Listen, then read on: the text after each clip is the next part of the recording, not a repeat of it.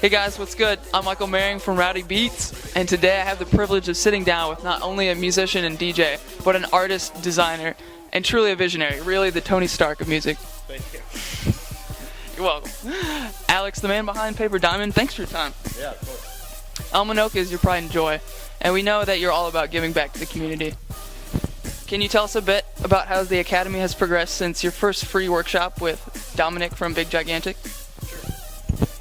The Elm and Oak Academy has been progressing in many different ways, and what's been interesting about this year specifically, I've been on the road pretty much for 3 months straight, so we've been we set the dates for all of the events, and we have some really good ideas as far as what's coming with it, and I've kind of taken a little bit of a step back to let the student group and my partner really try and cater to the events as they come up.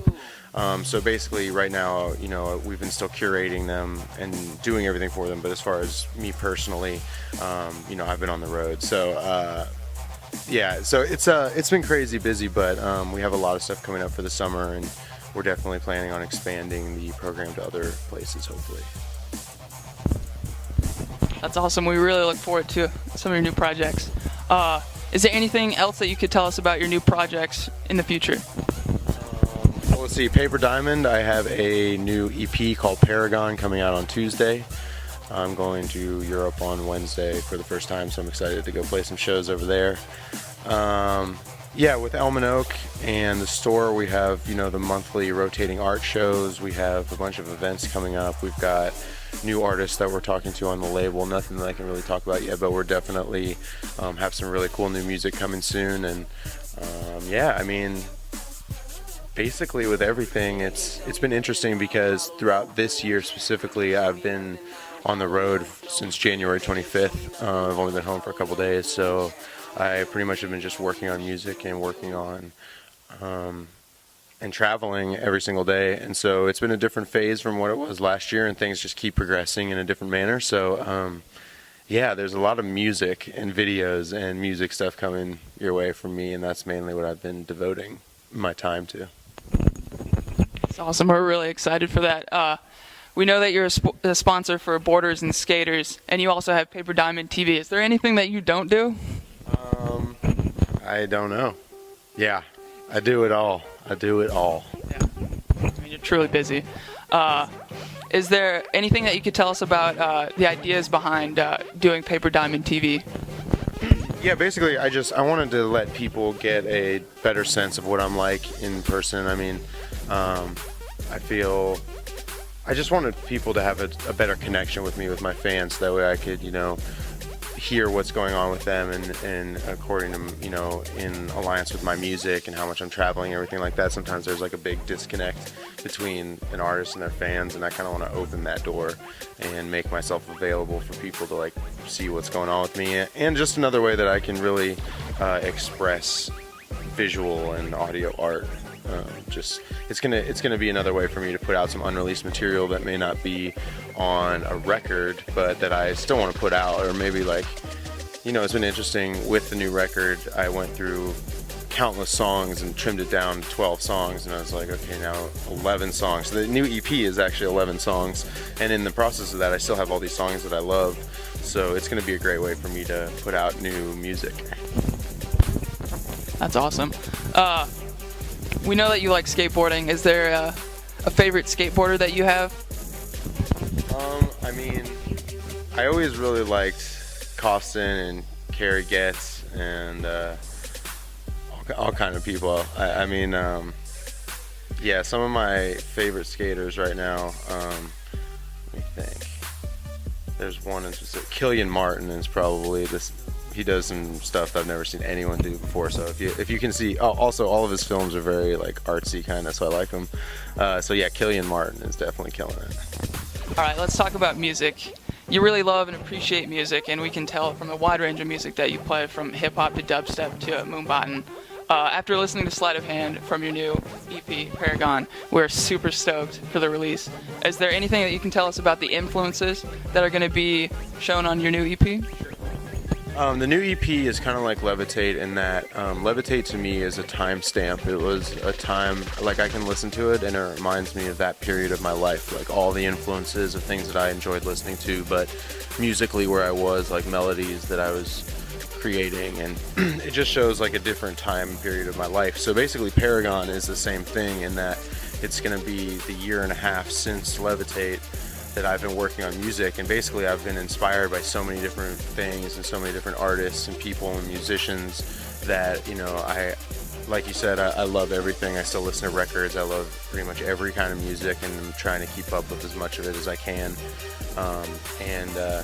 So yeah, it's another like wide array of genres, but that has my melodic intention and my processes. So that's why it always ends up sounding like me.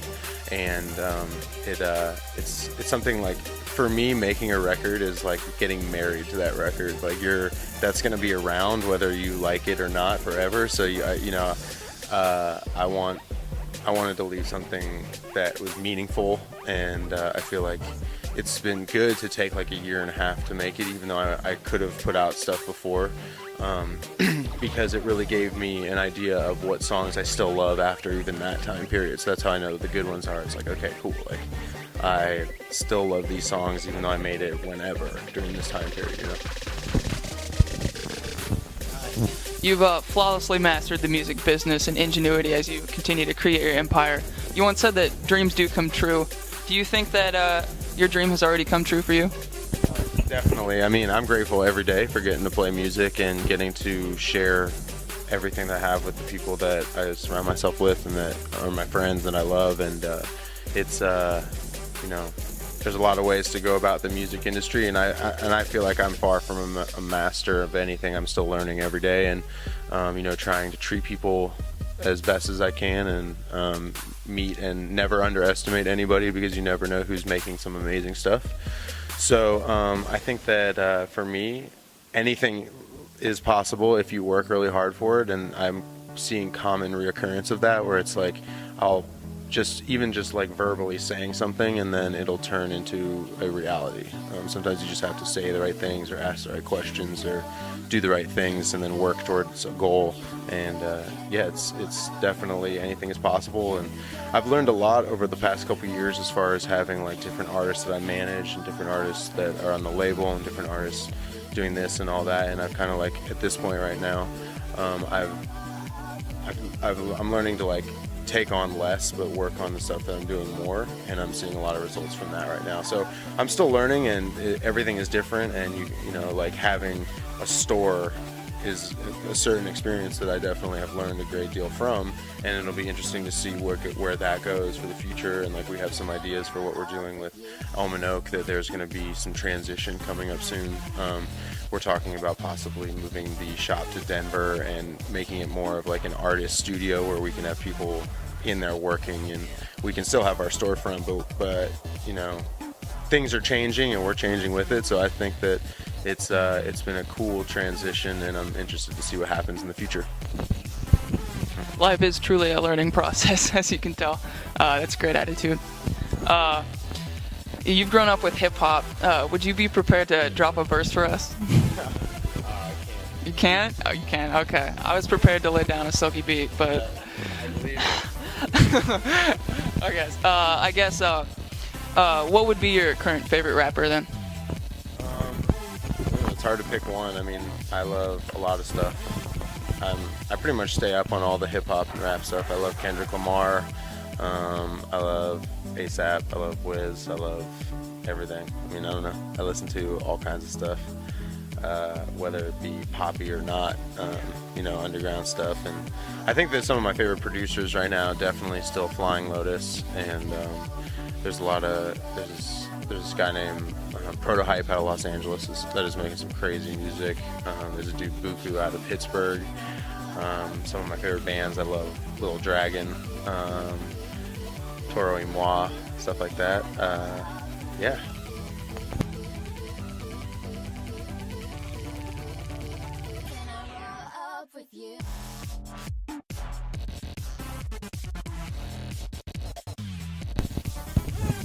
It's awesome. Michael Maring from Rowdy Beats. Peace.